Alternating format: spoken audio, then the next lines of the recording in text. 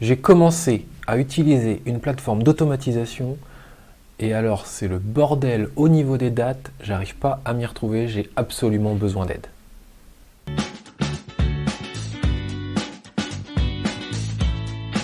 Salut, on se retrouve pour un nouveau Rethink Tips. Aujourd'hui, on va s'intéresser aux plateformes d'automatisation. Celle qui nous intéresse en particulier, c'est Make, le nouveau nom de la plateforme Integromat, peut-être que vous l'aviez noté de votre côté. Et un sujet en particulier, la gestion des dates, le format des dates. On se met un petit peu dans le contexte. Je vais vous présenter un scénario très simple. D'ailleurs, je vous propose qu'on aille directement dans l'outil tout de suite.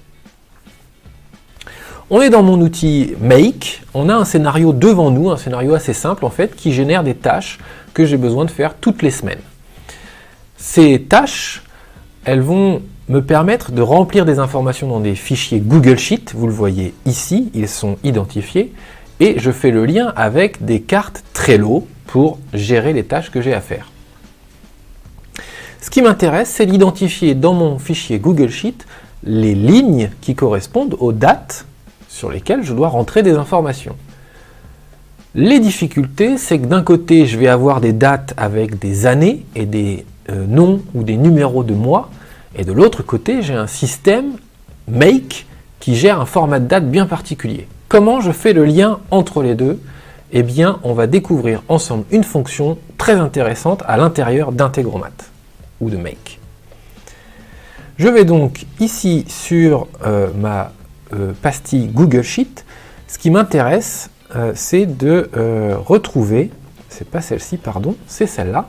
Ce qui m'intéresse, c'est de retrouver d'un côté le mois et de l'autre côté l'année. Puisque dans mon fichier Google, j'ai une colonne avec les années et une colonne avec les mois, et ensuite j'ai une ligne pour chacun des mois et des années sur lesquels on veut travailler. J'ai fait le lien avec mon fichier Google, donc il a retrouvé les noms des colonnes, vous le voyez ici, année et mois, qui sont bien identifiés dans mes colonnes, qui sont la colonne A et la colonne B, et moi je vais simplement lui dire, je veux que tu retrouves la ligne qui correspond au mois et à l'année d'aujourd'hui. Comment je fais ça? Eh bien dans Make, il y a une fonction qui s'appelle Now, qui permet d'identifier la date du jour, c'est ce que vous voyez ici en bleu. Et cette date du jour, je peux la transformer pour qu'elle corresponde à mon besoin. On va utiliser pour ça la fonction qui s'appelle Format Date. Cette fonction, elle est ici, elle nous permet de faire quelque chose de très très simple. Elle transforme une date dans un format choisi. Exemple ici, je veux trouver une année, je vais donc lui dire formate la date d'aujourd'hui dans une valeur YYYY pour year qui correspond à l'année. Et je veux que tu me la donnes sur 4 caractères. J'aurais pu mettre YY si je voulais simplement les 2 derniers caractères, pour 22 par exemple. Mais non, moi je veux les 4 caractères complets. Pareil pour le mois, je vais lui dire donne-moi le mois en cours. Je vais utiliser encore une fois format date avec now, la date d'aujourd'hui, mais cette fois-ci je veux le mois sur 2 caractères, 01, 02, 03 jusqu'à 12. Et bien de la même façon, je mets MM. Si j'avais mis M, il m'aurait donné simplement un caractère ou 2 quand c'est nécessaire. Si je mets MM, j'ai toujours 2 caractères. Et c'est là que c'est très intéressant, je peux forcer à avoir 2 caractères. Il y a évidemment une base de connaissances sur Make qui explique ces fonctions-là, la fonction Format Date, qui va vous permettre de comprendre comment transformer vos dates et les retrouver. Passer d'une date américaine où on a d'abord le mois et ensuite le jour, à une date française avec jour, mois, année.